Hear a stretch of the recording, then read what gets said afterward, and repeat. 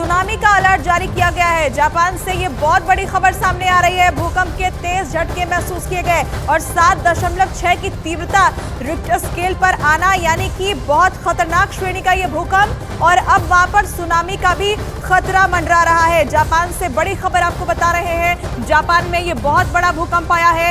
इससे पहले भी जापान ने ऐसे कई भूकंप के झटके झेले हैं, लेकिन 7.6 की तीव्रता का ये ताजा भूकंप वहां पर, और इसके बाद सुनामी का खतरा बढ़ गया है। इसे लेकर अलर्ट भी है। जापान से इस वक्त की ये बड़ी खबर आपको बता रहे हैं। रिक्टर स्केल पर 7.6 की तीव्रता इस भूकंप की मापी गई है। ये देखिए, जापान ग्राफिक्स के जरिए आपको समझा रहे हैं कैसे ये समुद्र के बीच में ये देश है और यहाँ पर 7.6 तीव्रता का भूकंप आना, आप समझ सकते हैं कि जापान ने इससे पहले भी कई विनाशक भूकंप झेले हैं। रिक्टर स्केल पर अभी जो भूकंप आया है उसकी तीव्रता 7.6 मापी गई है। और इसके साथ ही जानकारी ये भी है कि भूकंप के बाद अब सुनामी का अलर्ट वहां जारी कर दिया गया है, यानी लोगों के लिए खतरा डबल हो सकता है। हालांकि अभी और डिटेल्स सामने आनी बाकी है कि आखिर इसका एपी सेंटर कहाँ था, ये जमीन से कितनी गहराई में था, या फिर कहीं समुद्र के अंदर इसका एपी सेंटर था। न्यूज़ 18 इंडिया के हमारे सहयोगी नीरज इस वक्त जुड़ गए हैं, सीधे उनका रुख कर लेते हैं।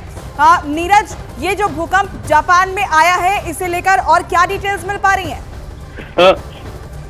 देखिए, टोक्यो के आसपास ये भूकंप आया है। टोक्यो के आसपास के इलाके में, मतलब इससे जो वार्निंग दी गई है टोक्यो और आसपास के लोगों को दी गई है, सेंट्रल और नॉर्थ ईस्टर्न जापान के लोगों को सुरक्षित रहने को कहा गया, क्योंकि 5 मीटर से ज्यादा जो भूकंप आया है उसके बाद जो सुनामी की लहरें उठती हैं, यानी समंदर की लहरें उठती हैं। देखिए, न्यूज़ 18 इंडिया के दर्शकों को बता दें कि प्रशांत महासागर से घिरा हुआ है जापान, एक प्रायद्वीप के तौर पे देश है ये, और वहां भूकंप आते रहते हैं। लेकिन भूकंप के बाद जो सुनामी की लहरें आती है उससे लोगों को ज्यादा नुकसान होता है। टोक्यो और उसके आसपास के लोगों को कहा गया है कि वो समुद्र तटीय इलाके से अंदर, यानी मध्य जापान के अंदर जाएं, यानी जमीनी सीमा के अंदर समुद्र से दूर जाएं, क्योंकि 5 मीटर की लहरें या उससे ज्यादा उठेंगी तो लोगों को नुकसान होगा। डैमेज होने के आसार ज्यादा हैं अगर लोग समय पे सुरक्षित स्थानों पे चले जाते। इससे पहले न्यूज़ 18 इंडिया के दर्शकों को यह भी बताना चाहेंगे कि 2011 में इसी तरह का एक भूकंप आया था, जिसके बाद सुनामी की लहरें उठी थी। मार्च महीने में 2011 में आया था।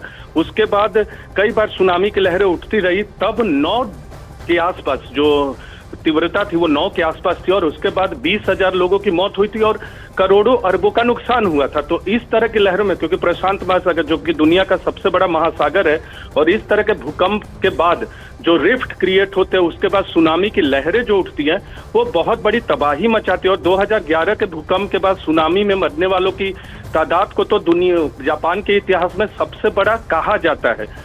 उससे पहले भी बड़े बड़े भूकंप आए हैं और दुनिया में भी सबसे बड़े भूकंपों और उसके बाद सुनामी से मौत के आंकड़ों में उसे रखा जाता है। लेकिन आज के बाद एक जापान में एक बार फिर माहौल बहुत दहशत का है।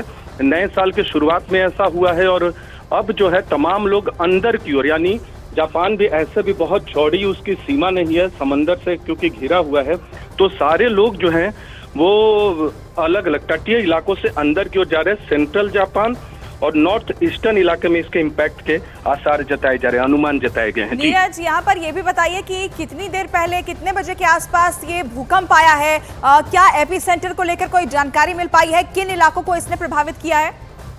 देखिए, ये बताया गया है कि टोक्यो के आसपास का इलाका है, नॉर्थ ईस्टर्न के आसपास का इलाका है। जहां तक बात एग्जैक्ट एपी सेंटर के, ये जरूर बताया आया है सामने की महासागर की सीमा के अंदर, क्योंकि वो वहाँ जो भी भूकंप के आते हैं वो डीप सी में आते हैं, यानी डीप ओशन यहाँ है तो ओशन में आते हैं, यानी महासागर में आते हैं। और उसका इम्पैक्ट ये होता है कि उसके बाद लहरें उठती हैं और वो लहरें प्रभावित करते हैं। 7.6 तीव्रता का है ये, और 7.6 बहुत बड़ा होता है। 7 से ज्यादा अगर तीव्रता हो जाए भूकंप की, और टोक्यो और नॉर्थ ईस्टर्न सीमा के आसपास के इलाके में हुआ है। थोड़ी देर बाद हमें एपी सेंटर की भी जानकारी एग्जैक्ट मिल जाएगी, वो खबरों में लगातार अभी थोड़ी देर पहले ये खबर डेवलप हुई है, जो जानकारी मिली है हमें जापान के मीडिया के हवाले से, और जो अब तक हम तक छन के आ रहा है। लेकिन ये जरूर कहा गया कि 5 मीटर से अधिक लहरें उठ सकती है, और 5 मीटर लहरें बहुत होती है।